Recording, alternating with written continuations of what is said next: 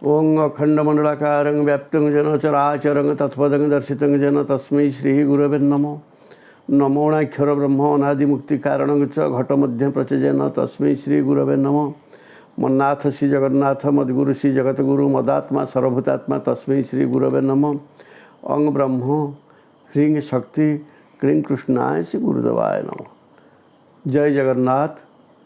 आज एक शुभ प्रभात रे जगन्नाथंकर अभय पादपद्म को स्मरण करी पंचसखा को स्मरण करी माँ बागवादिनी सारला को स्मरण करी मो माँ संतोषी को स्मरण करी जगत उद्देश्य रे जगन्नाथ कहीं शोइले ता सहित ये जो प्रबल खरा किपरि होउची आउ तार कारण कौन आउ ता सहित जगन्नाथंकर जो लीला से विषय में किसी कहबी आउ जो 13 दिनिया पक्ष पड़ी ए वर्ष रथयात्रा से विषय भी आपण मानक किसी कहबी।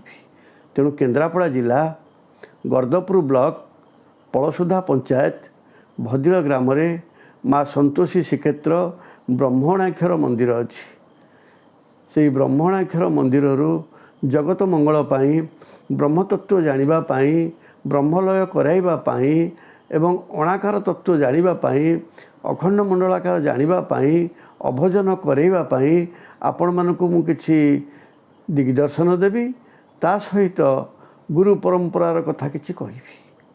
तेणु आपण मानकु ए सीमित समय भितर जहाँ कहबी आपण मनकु संपूर्ण पाइले भी कथा होची स्वयं संपूर्ण जानी परिबे नाही। तेणु गोटे नंबर भी आपण मानकु दउची से नंबर टी हला 6371041934।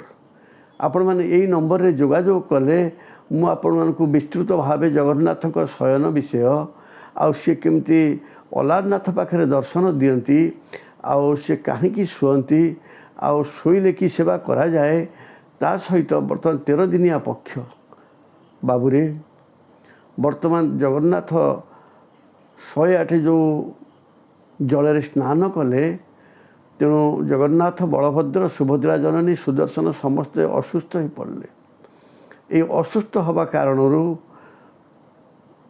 आमे जमती असुस्थ हो जाले औषध खाऊचे सेहीपरि जगन्नाथ वर्तमान मनीषर लीला करुचंती।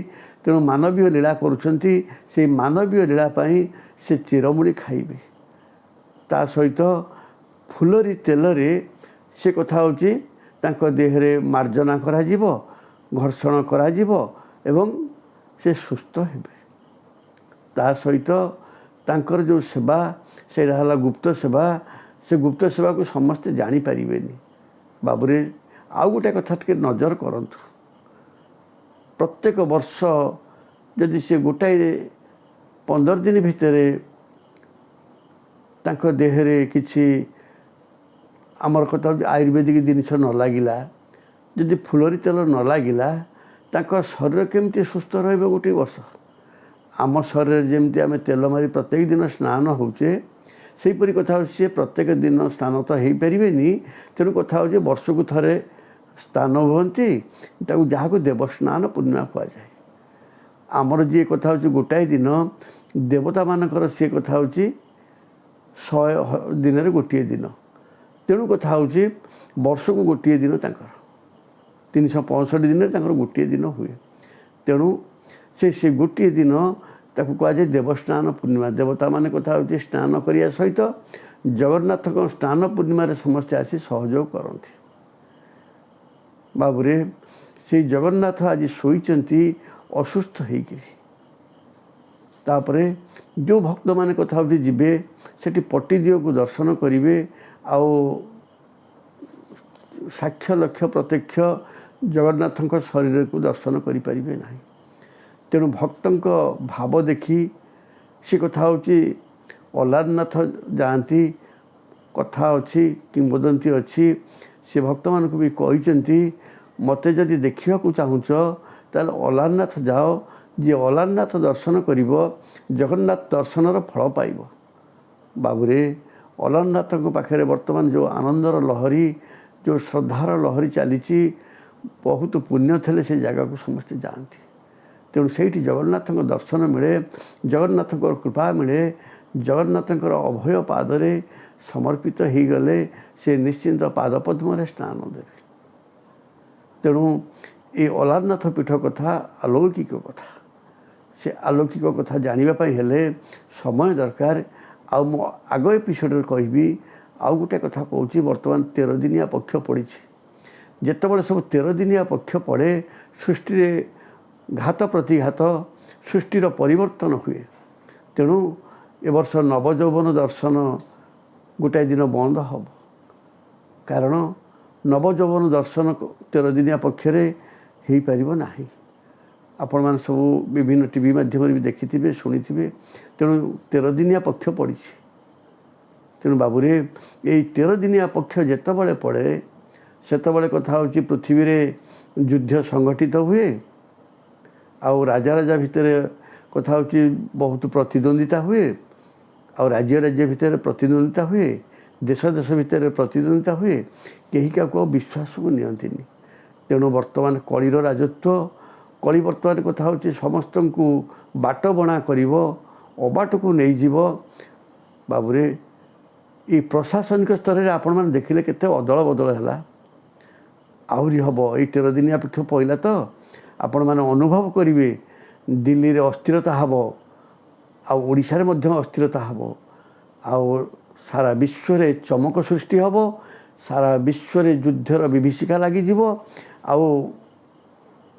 आपण मैंने देखिए जो झड़ वर्षा हम ताधर केमती घर भुशुड़ी पड़ो। देखुना एवं इंडोनेशिया केमती कथा हूँ पाताल फाटीगला भाया है, माने 5 ताला 10 ताला कोठा पाताल को पलैगला। बाबूरे चिंता कले ये जो प्रलयंकरी समय आसूची जगन्नाथ निजे चाहिए प्रलय करने, तांको इच्छा बिना किछि हुएनी। से होचंती बा इच्छामय। बाबूरे थरे हाथ टेकी दे, थरे तांको चरण को स्मरण कर, देखबू निश्चिंत से ते कृपा करिवे। आ से तो अशेष कृपामय, से तो भाव भी दिया, से तो भकत वत्सल। तेणु वर्तमान सारा पृथ्वी रे हटचमट सृष्टि हम, आउ ता सहित भूमिकंप हो बहुत स्थान तल को गली पड़।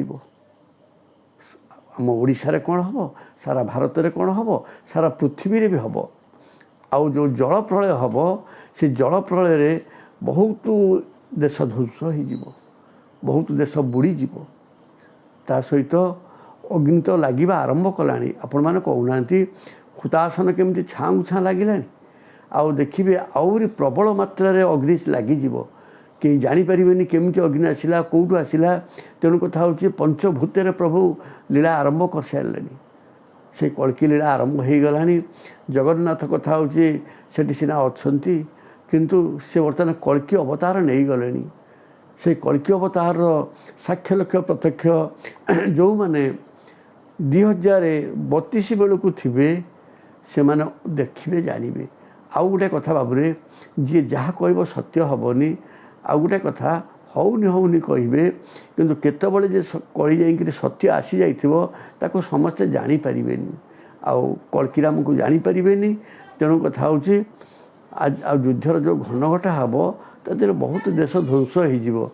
बाबूरे मु आउ किसी कथा कही था समय स्वल्पता। तेणु से जगन्नाथ पाखे निजक समर्पण करी, से पंचशाखा पाखे निजक समर्पण करी, माँ बागबादिनी सारला पाखे स्मरण करी समर्पण होई, मो माँ संतोषी पाखे समर्पण होई। कारण कलिर घनघटा भितर जदि आपण मैंने शांति पाइबा चाहते, कलिर शेष अस्त्र, शेष वरदान, शेष कृपा माँ संतोषी सी आसी शांति देवाई। आपण कथा हूँ धन थी जन थी गोपलक्ष्मी थे किंतु शांति पाइबेनी। तेणु से माँ संतोषीर अभय चरण निजक समर्पण करूँ, शांति आपण रुहतु, समस्ते सुखरे रुहतु। से जगन्नाथ आपण को कृपा करूँ, जगन्नाथ शीघ्र आरोग्य हो जातु। जय जगन्नाथ, जय जगन्नाथ, जय जगन्नाथ।